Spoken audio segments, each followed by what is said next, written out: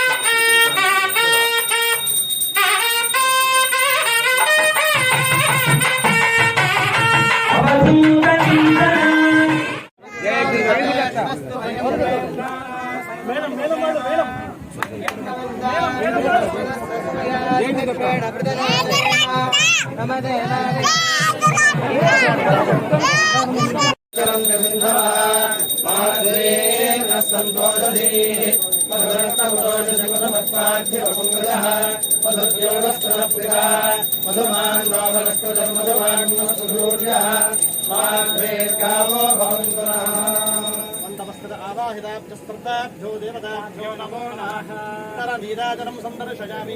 నీరాజనానంతరం పుష్పార్ఘ్యం సమర్పయామి.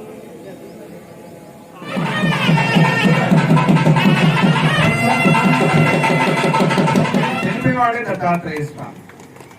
మొత్తం సృష్టిలో ఉండే ప్రతి జీవిని, ప్రతి వస్తువుని కూడా గురువుగా చూసిన వాడు దత్తస్వామి. అది గురు పరంపర.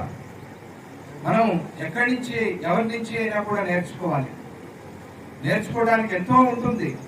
ఆ మనస్సు, ఆ బుద్ధి మనకు కావాలి అని చెప్పిన వాడే దత్తప్రభు, దత్తస్వామి.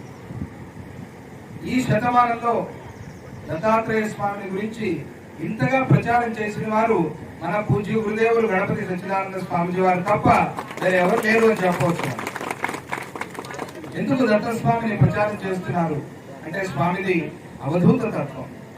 అవధూత అంటే ఏది వద్దు, అందరూ కావాలి. ఆయనకి ఏది వద్దు, కానీ అందరూ ఆయనకి కావాలి. జనము, జీవులు ముఖ్యము అని చెప్పేవాడు దత్తాత్రేయ స్వామి.